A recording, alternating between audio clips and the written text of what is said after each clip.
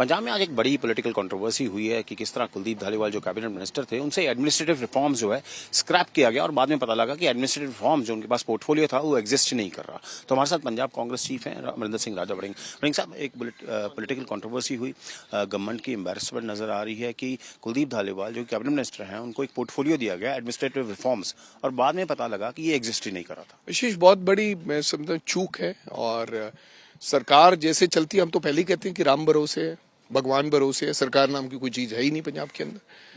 एक डिपार्टमेंट आपने अलॉट कर दिया गया और वो मंत्री साहब अपने लेटर हेड पे हर जगह पर लिखते रहे कि मैं एडमिनिस्ट्रेशन रिफॉर्म्स मिनिस्टर हूं।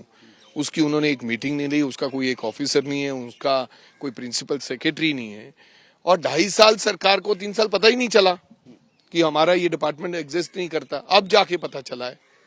तो मेरे को लगता है बहुत बड़ी नालायकी है। इसलिए तो हम पहले दिन से कहते हैं कि राम भरोसे सरकार है, सरकार है ही नहीं।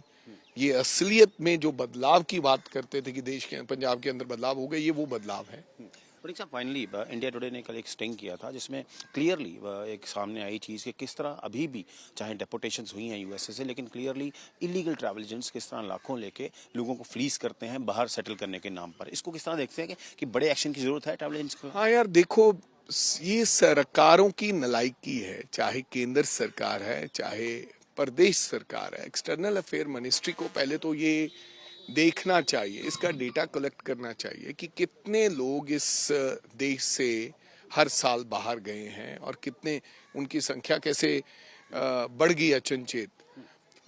तो एक तो ये डेटा होना चाहिए एक्सटर्नल अफेयर मिनिस्ट्री के पास। दूसरा, ये ट्रेवल एजेंट जो फर्जी जो लोगों को भेजते हैं, इनका कोई ना कोई इनके ऊपर जांच कोई ना कोई इसको इनको देख रहा हो, माप रहा हो कि भाई कितने लोग इनके पास आते हैं, डेली विजिट कितनों ने किया, कितनों का वीजा लग गया, कितने इन्होंने ऐसे उसे किए।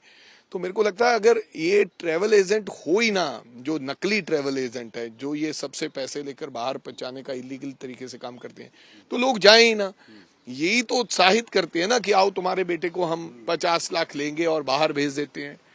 तो व्यक्तिगत यहाँ पर फंसा होता है, उसका शोषण भी होता है। वो अपनी 1-आधा एकड़ जमीन बेच के वो बाहर को निकलता है, जहाँ पड़ोसियों से, जहाँ लोन लेके, जहाँ घर बेच के। तो ये सरकारों की नालायकी के कारण ही हो रहा है। अगर यहाँ पर सख्ती की जाए, कोई सख्त कानून बनाए जाए ऐसे, तो मेरे को लगता है ऐसा फिर कोई काम ना। लास्टली कोई उम्मीद है? शाम की मीटिंग है फार्मर्स की और यूनियन गवर्नमेंट की। यार लगता तो नहीं है, मेरे को लगता कृषि मंत्री उस तरीके से जैसे हम करते हैं ना कि एक शादी पे जाना है फिर 3-4 नपेड़ आते हैं काम, वो तो आए हुए हैं आज अपने काम के लिए, रैली के लिए है उनकी। प्रदेश में हरियाणा में चुनाव है, ये कॉरपोरेशंस के चुनाव है। तो मेरे को लगता नहीं कोई नतीजा निकल आएगा। इसी बहाने उनको यहाँ मिल लेंगे, चाय पाए पिला देंगे कि मैं कोशिश कर रहा हूँ, लगा हूँ, बात करता हूँ। मोदी से मिल नहीं पाए, वो बाहर गए थे विदेश के दौरे से, अभी आए नहीं, अभी मेरी मुलाकात हुई नहीं। ये गोली होगी पक्का।